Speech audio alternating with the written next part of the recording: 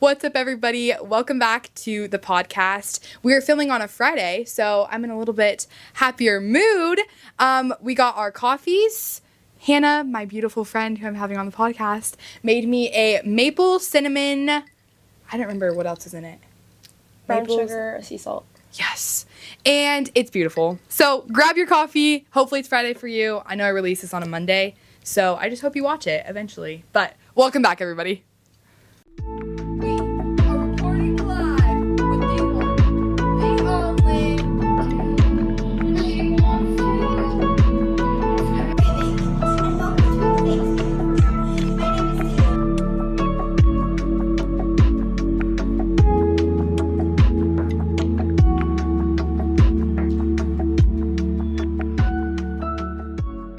On today's episode, I am joined by one of my closest and sweetest friends, Hannah Bruner. Seriously, she is such a blessing to me. We met actually over Instagram. A DM. Yes. And it's the whole awkward hey, saw you're going to Evangel next year.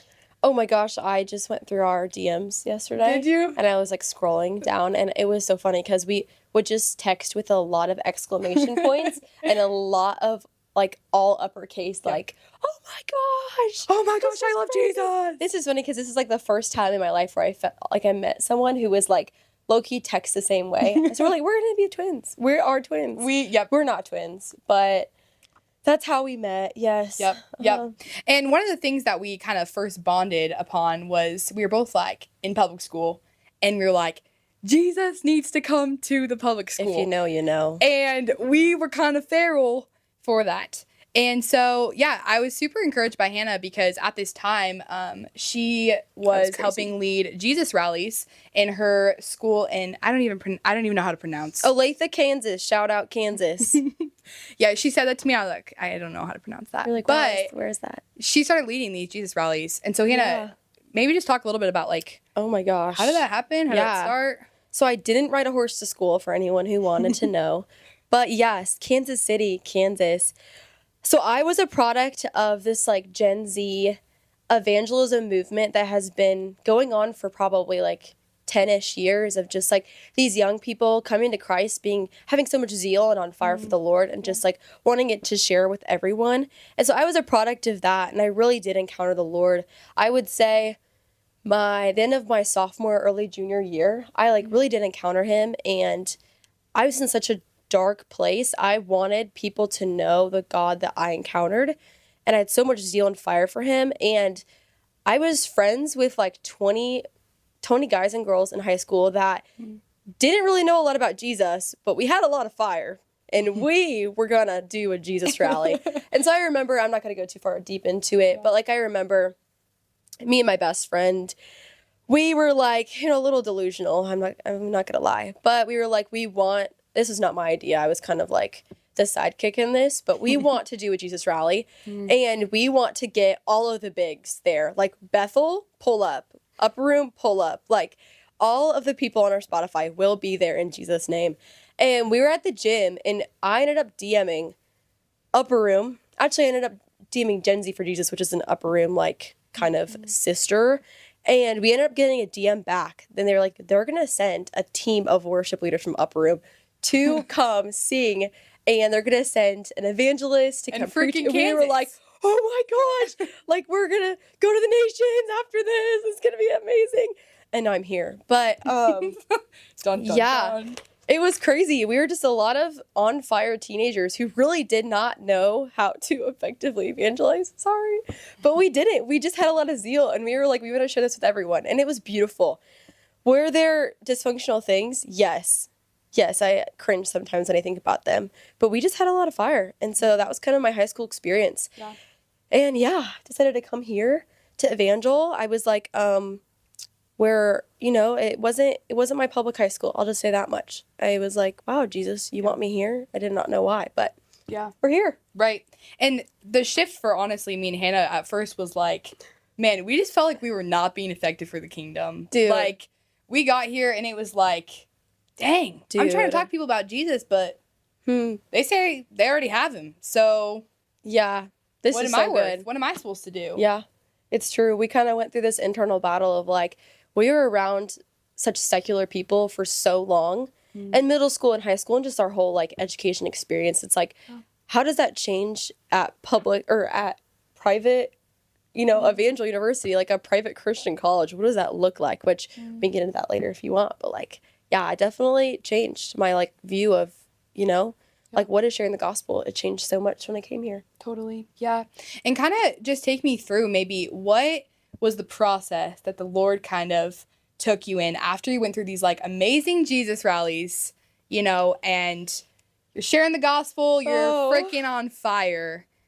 What did that process after kind of look like for you? Oh my gosh. Well, we'll just get into it, okay? So, yeah, we had so much zeal. I had so much zeal, but I did not know God's heart. And that led to, honestly, there was such a gap in my knowledge of who Christ was and his character. And so when I really felt led to come here, I didn't understand because I thought that to be the most effective Christ follower, I had to reach the most amount of people in the wildest places. And how crazy is that? Like looking back, that was my narrative in my head, but it's really because I never learned the character of God. And it's kind of like leads into what we're talking about is like this discipleship, this time in the secret place in the presence of God that I never really had. And really this narrative that I believed coming to college was so wrong. And it was that I wasn't going to be effective in college because I wasn't going to be doing a lot, which is not true. As you know what I mean?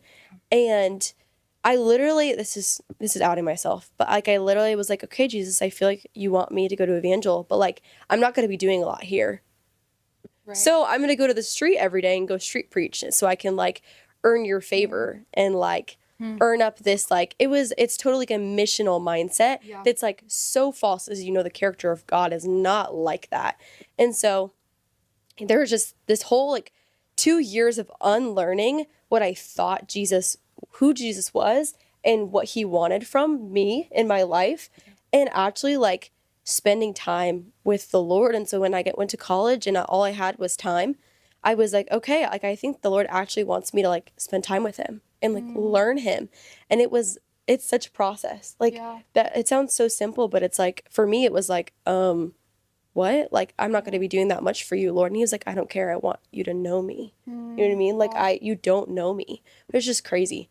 But wow. Yeah. And that really goes into the conversation of like, how do we deliver like an authentic gospel? And I think for me, for a while, it really was just, can I just go on the streets and talk about Jesus? Which in this episode, we really do not want to even diminish the importance of evangelism, because I think sharing the gospel, I mean, that is like what I've always said the Lord has called me to, is evangelism. But I do think that there's this crucial piece of discipleship that the church has maybe got wrong. And I hate to like slap that on to everybody, because I do know there's plenty of people in the church that understand discipleship. But what, in its finest terms, what do you think discipleship is? Oh my gosh. Well, as you say, the church is just the body of Christ. Like we are Gen Z, right? And we live in this movement of the go, which is beautiful. Like I want to go. Like I'm all for the go. And this discipleship, like we were just talking about this earlier, like there is such a cost to getting discipled by Jesus in the secret place in the presence of God alone for hours, and it doesn't look very like effective to someone who's very works based. And so discipleship is really just spending time with Jesus and then also getting discipled. And so for so long I didn't understand discipleship, and it actually made me not effective at sharing the gospel. Because if I share the gospel and I don't know Christ's heart for me, like what place am I doing it? I'm probably doing it out of a works place, which I fear a lot of our generation does, because discipleship is not, it's costly and it's not like aesthetic. You know what I mean? Like it is years and years of sanctification in the secret place with mentors. You know what I mean? Like, and so I don't know. Discipleship is something, I mean, it's in the Great Commission, go and make disciples of all nations. And it's something that I don't hear a lot, and it doesn't seem to be the coolest thing to do, is say like, oh, what are you doing? Oh, I'm getting discipled right now. Yeah. I'm spending 10 years in a prayer room right now. Like, you know what I mean? Yeah. Like, I am learning Jesus's heart. Like, you know what I mean? It's not aesthetic. It's very costly. Like, costly, but it's actually what the Lord intended us to do is, to make disciples, and to make a disciple, you have to be a disciple. That's so good. There's no way around it. And so, yeah, I think that is something that we've been talking about with the Great Commission is like, what does this look like? And honestly, I had it so wrong for so many years. It came out of a place of work, and it didn't make sense to me. I was like, okay, I've been made to be like a robot for Christ, to reach as many people as I can. Produce salvations, essentially. What is that? Literally, what is that? And out of the overflow of being a disciple in the presence of God, knowing him, you're like, how do I not tell other people about him? And honestly, like, if you're in the place where sharing the gospel feels like a job, and it doesn't feel like an overflow, get quiet, get with the Lord in the secret place, learn his heart for you and for other people, cry. Honestly, just cry. You know what I mean? Like, his presence will change your perspective on sharing the gospel. And I am the product of someone who didn't perceive the Great Commission to be what I believe it is now. And that was so damaging. And then I learned really Jesus' heart for us, and it made so much more sense. I was like, oh, he created us to abide in him, like to be friends with him in the garden. Like, this was his original design. And it wasn't to be a robot, and it wasn't to reach as many people as possible, which we love reaching the people. So don't believe you don't. But you know what I mean? Like, it wasn't anything that, first of all, I was really taught, honestly. Like, I was very much taught this is what evangelism is. And this is maybe a side tangent, but like, genuinely, if you are a product of evangelism and you found the Lord, and then you don't start learning Jesus's heart, the enemy has an area where he can sneak in and he can teach you the wrong thing and what Jesus isn't. And you can learn from people and not know Jesus's heart. And that was kind of where I was. And so I had to unlearn, and it took 3+ years. I'm still working on it. Like literally stop thoughts in my head that it's like, oh no, that's not God's heart for his people. Like, no, you have to unlearn things. And that's so hard. That is so much harder than learning things. Yeah. Wow. So anyway, that's so good. But yeah. Well, and this morning I was kind of doing some research on like, all right, what's the greatest reason for unbelief in Jesus, or people who maybe start believing in Jesus and then they fall off? What's like the biggest factor as to why they stop believing in God? And it was an overwhelming amount of results that said it was undealt with trauma and like emotional and like spiritual baggage that had been clouding the vision of being able to see God clearly. And I think that like unlearning our traumas and healing from those things is something that really can only be done fully in community. I do believe that Jesus, like you said, getting alone with him is like, man, he's the healer. Go to him. But I will say that unlearning those traumas, sometimes you need someone else to say, hey, I think you've been believing a lie about God for a very long time. And I actually believe that needs to be uprooted. That's so good. I think that we don't even know how many lies we believe that is not true about the Lord. That, you know what I mean? We've just been kind of sitting by, and it's because we don't have those people that are like, no, that's not God's heart for you. You know what I mean? Right. So this other part of discipleship is, Jesus is our disciple, or not Jesus is our disciple, but he's discipling us. But then also we are to be discipled. Like, you know what I mean? Like, call in the wise women, come in the wise men. You know what I mean? Like, call them in. The grandmas of the church. Talking to you. Literally. So the like community truly, I mean, it calls us out. Like, what do you view? Who's Jesus to you? What's your thought process about him? What is this process of the Lord to you in your heart? Kind of how you like analyze things of Christ is a big thing for me. Through Jesus's heart to see like, oh, are these things like truly, you know what I mean? Like, is this mindset truly given by God, or is this another narrative maybe of a church or maybe of something that is not of Christ, that I'm believing about Christ, that is not true. Yeah. The unlearning is so real. I think we all have to unlearn things that we have thought about Jesus and about his people, honestly. And about like why he designed us as a huge thing is like, why do you believe that Jesus made you? Like, do you truly believe that Jesus made you to dwell with him? Yeah. You know, to like he just made you because he loved you and he like wanted you as a friend. Yeah. You know? That's so good. Yeah. And I think so often we're honestly trying to be successful in our businesses and in our ministries and in our like degree or career. And we're not as focused on like who we're becoming in that process. Yeah. And so one time I had a mentor ask me, Taylor, would you rather in 2 years have the Ministry of a Lion Inside podcast have double the amount of followers in 2 years than you do now? Or would you rather be twice as more loving? Yeah.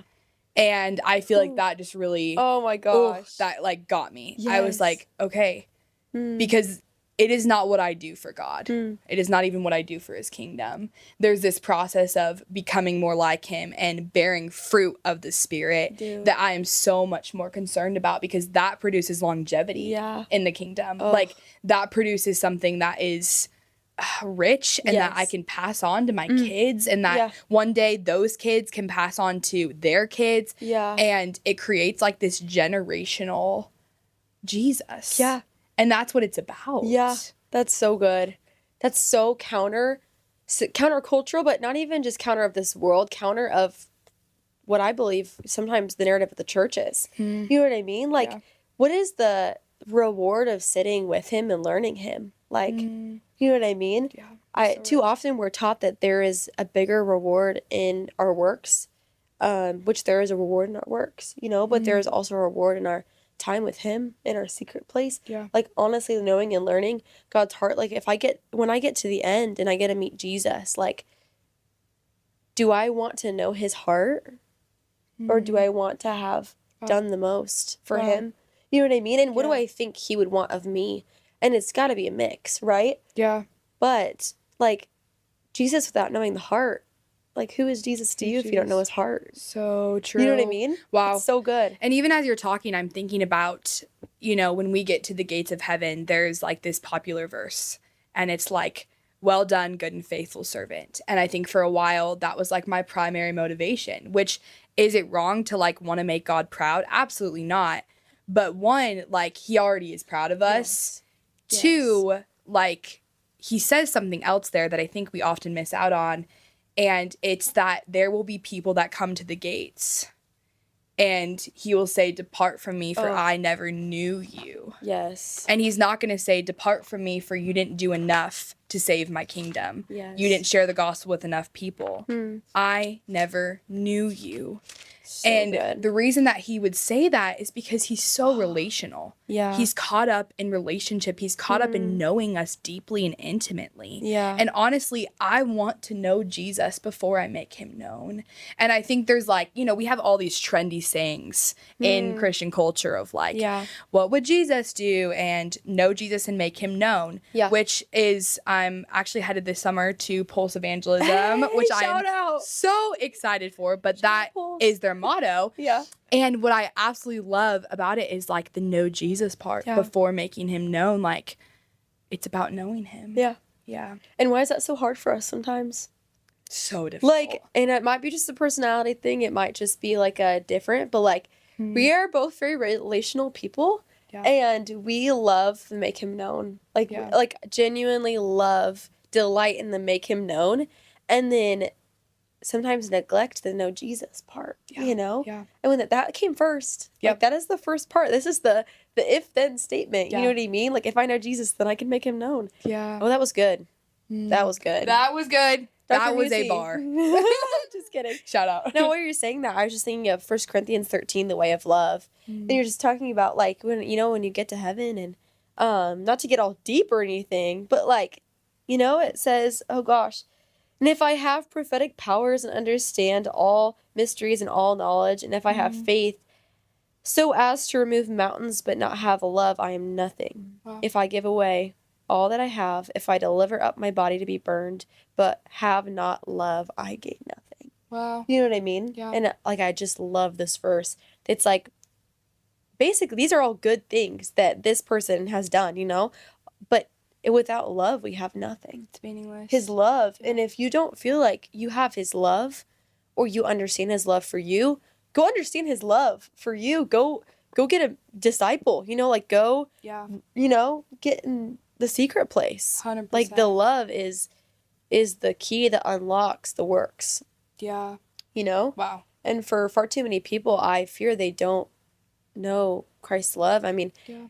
how can we know him fully, you Right. know? But Oh, that's so true. That is so true. And I was thinking about how Jesus, you know, growing up, we literally only have a few like recordings in scripture of like what Jesus's life was before he started his ministry. oh, yes. But the only record that we do have is Jesus when he was a little boy.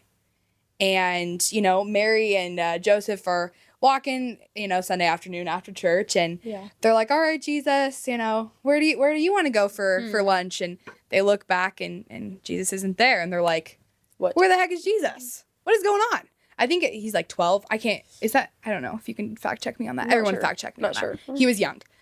And they go back into the temple and they figure out that Jesus was sitting with his father and he was asking the rabbi questions. Crazy. And he was trying to learn. And so think about if Jesus started his ministry, they estimate around the age of 30. Yeah. That means he spent 30 years doing things like sitting with the Father. Yeah. Dude. Which in my terms would be very ineffective. Right. Jesus, you could get a lot more done. You could get a lot more disciples. Yeah, if like you would have started your ministry earlier. Like, let's start at 18. Like, come on. We got this. Adulthood, boom. Yep. Thrown into the fire. Thrown into the fire. Can you share the Francis Chan thing that we were talking about earlier? Yes. Okay. Yes. Yeah. Share that. So this morning I was listening to a sermon, Cost of Discipleship, by Francis Chan. Shout out Francis Chan. Crazy thing about him also, he was my dad's youth pastor at one point. Yeah. Wild. So dad loves Francis Chan.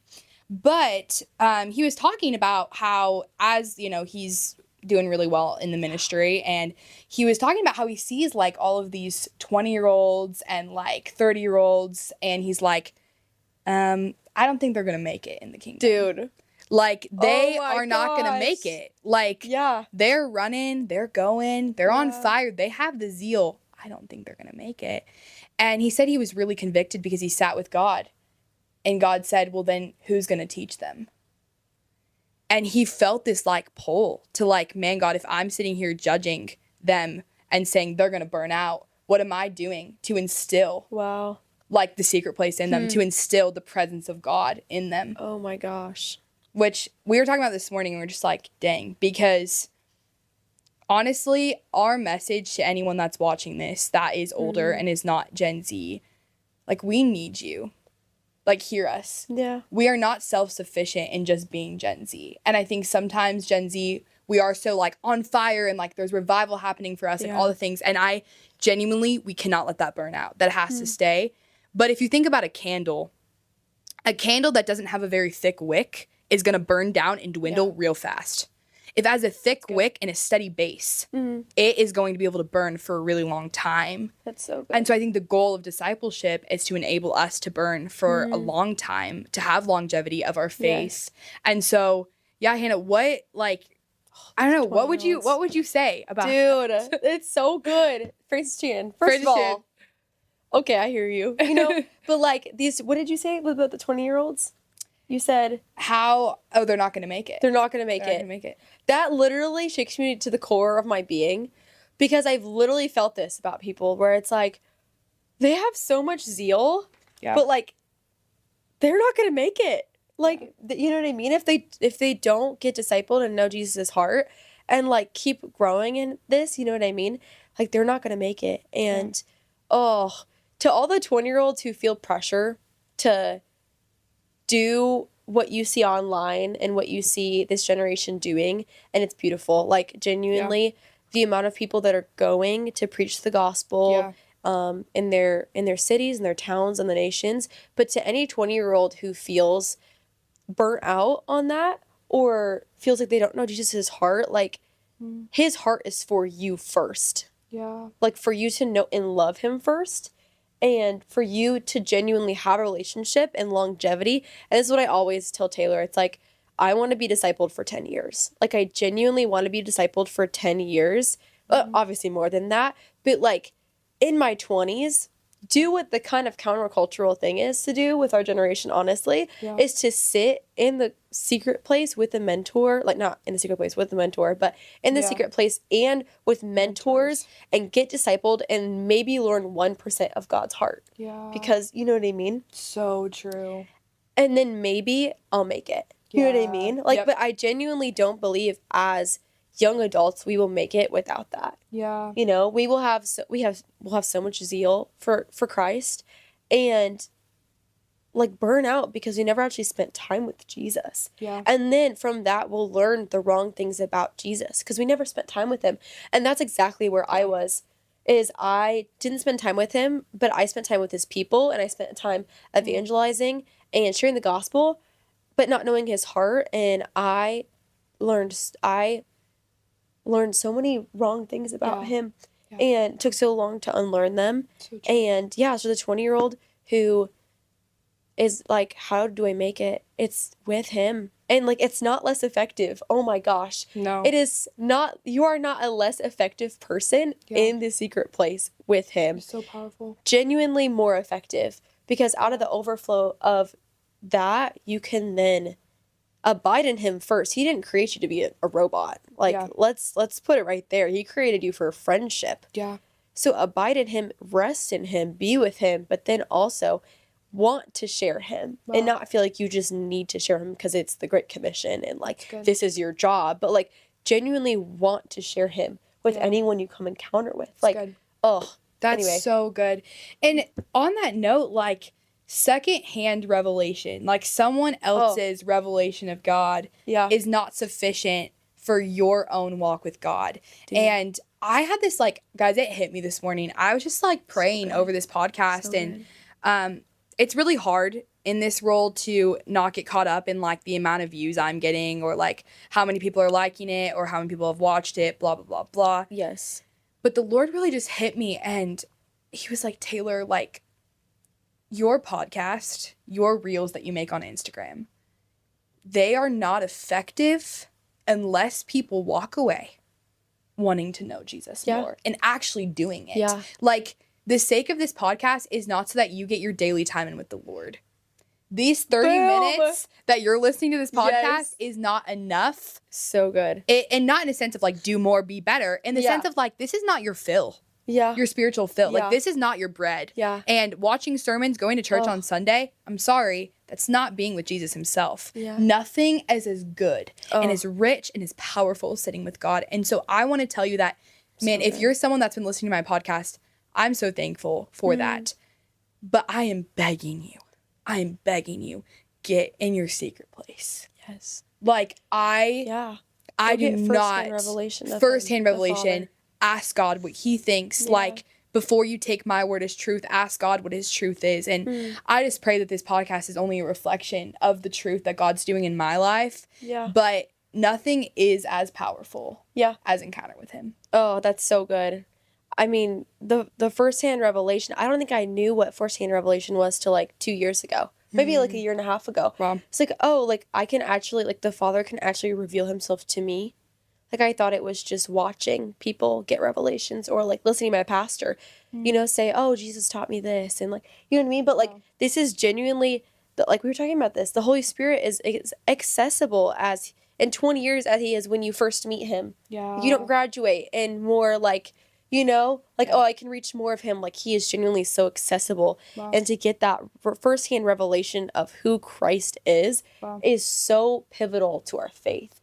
Do you know what I mean? Because you know the Father loves you. Yeah. You know that he's speaking to you. He cares for you. Yeah. And, it's everything. And so, we love podcasts. Like, I'm a podcast girl. You know what I'm saying? Yes. And I love my Sunday time. But, like, without my time with the Lord, even just sitting in silence, like waiting for him to come, you know what I mean? Just feel his presence or reading with him or worshiping. I mean, everything in our life we do is worship if we have Christ. Like, and can be. Yeah. You know what I mean? Yeah. But without it, like, where's the fuel in that? You know? Like, we genuinely get filled up with Jesus. Yeah. We can get more filled up by these things, but, like, we need our base fill from our time with the Lord. Yeah. And so if you're struggling in that, what would you have to say to that? Yeah. Yeah, to the person that is struggling to get their time with the Lord, one, or two, just has all the zeal but doesn't know Where to put it. I would say two things. The first thing, I asked Hannah this morning, I said, Hannah, I don't know if this is true, but I feel like our generation is super hungry for discipleship. Like, if someone would just look at me and say, Taylor, I want to come alongside you. I want to disciple you. I would gladly say yes. And Hannah was like, well, two things to that. She was like, first, Jesus is our number one discipler. Yeah. Right? So I would say to the person who's like, I cannot get a mentor for the life of me. Like, I've been asking people, I've been praying. Like, God is not sending me anyone who's committed to my spirit and no one that's committed to my walk with Jesus. Yeah. Sit with God and keep praying. Yeah. That he would bring someone. Yeah. Because I believe that he wants to answer that. But it might be that he wants to answer that with your guys' relationship before he brings someone else into the picture. Yeah. For me, he was like, I was like, send me someone. And for me, he was like, I am that someone. Like, you have full access to me and you're not using it. So why do you want a human before me? Yeah. And so that was my big thing with discipleship, was like, oh, Jesus, like, you actually want to fill this gap. Yeah. But then also, like, it is important to get people in your life as well. And what do you have to say about that? Yeah, yeah. Well, and Hannah was like, honestly, Taylor, there's so many 30 and 40-year-olds in the church that so many people are so down to disciple somebody. Yeah. And I think on both ends of that relationship, a discipleship relationship, I think if you're someone wanting to be discipled, don't be afraid to ask someone that you admire and you are like, man, their walk with Jesus is beautiful. Yeah. And I feel like I will want to mimic that. And, you know, Paul talks about, like, follow me as I follow Christ. Yeah. And so, like, follow someone that follows Jesus well. And that's, like, kind of the goal. And then at the same part of that, too, like, I think that people that are older, man, reach out to people that you see, man, they have something in them and it's beautiful and their zeal is awesome. And I mean, I know I'm saying this as a 20-year-old. Like, I understand that, like, all of that is also a product of me being discipled well. Like, I honestly do not think I knew how to read the Bible until someone discipled me. I grew up in church. I grew up a believer. Like, I got baptized at 8. I don't think I knew how to read scripture until I was 15. Yeah. Like, I knew, like, okay, I'll read the words. What does it mean to be, like, a studier of scripture? Yeah. Like, not someone that just so reads, you know? Yeah. I love it. Yeah. So good. Yeah, Hannah, do you have any just encouragement, again, for those looking for a discipler? Do I have a handlebar? Just kidding. Right. Shout out Handlebar Podcast. Shout out my sweatshirt right now. Any encouragement? Oh, shoot. Yeah, let's think about this. I would say for discipleship and knowing Jesus, my encouragement is, what did I write down? Oh, if you feel like you don't know God's heart and you want to know his heart more, or you're just feeling like some of the things that you believe are not true, I would just encourage you to sit down with the Lord in the quiet and make space for him. And that's super scary. Yeah. Like, that's super scary. But to be like, I believe that you, like, I have full access to you and that you will speak to me about who you are. Yeah. And I would encourage them in that. And then also, reach out to the people, reach out to the, in the church community that, you know, where you want to be discipled. Yeah. Like we were talking, this is encouraging each other. This is really discipleship. We're learning from one another. We're in community. And so really, like, instead of being like, oh, dang, I have no one to, you know, disciple me, like, cling on to the godly friendships and learn more about Jesus. Don't just, you know, scroll on Instagram and see your 4 reels that are, like, from the influencers that know Jesus. They're like, yep, got it, cool. Yep. Like, ask God for firsthand revelation of who he is. So true. So good. So good. Yeah. And then reach out to the people. And honestly, like, I'm sorry to say this, but, like, my first few mentors were not actually, like, the best mentors. And so I had discernment with that. You know what I mean? Yeah. It took me a while to get a good mentor, which it's, sorry to say that, but like it did take me a while. Have discernment, and earnestly asked the Lord. And then sometimes it's just, I've gone into seasons where I've got multiple older women over me, pouring into my life. And I've got seasons like this summer will probably be a season where I don't really have a lot of people. It's just me and Christ. And it's like, okay, let's do this. Yeah. And there are seasons like that too. And those are rich too. Yeah. I feel like discipleship honestly requires proximity and consistency. Yeah.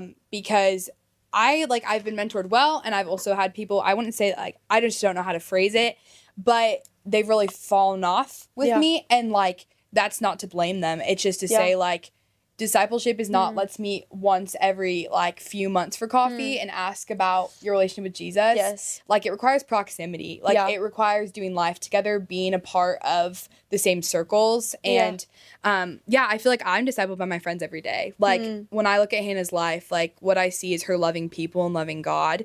And she doesn't sit down and say, all right, Taylor, here's a step-by-step call on how to do that. Like, she lives it in front of me, and it friendship. Right. But it literally encourages me so much to just like be in relationship and like friendship with you. And so I think, lean into your godly friendships, like you said. Lean into godly friendships, and know that it's okay to be frustrated by people. Yeah. In the churches, as I say, in the church, in the body of Christ, that have not been the greatest mentors and disciples, because honestly, we're all human. We're all just trying to do this. You know what I mean? Like, you might have the bad experience with it. For me, it was a lot of bad experiences, and I was like, Lord, I'm done. Know if you have a good mentor for me, and there came one. So, don't lose the faith. Genuinely have hope that Jesus will send you someone like that. So true. And rely on your friends, rely on, the Lord, and get with Him. Yeah, that's all I got. Yep, so good. So good.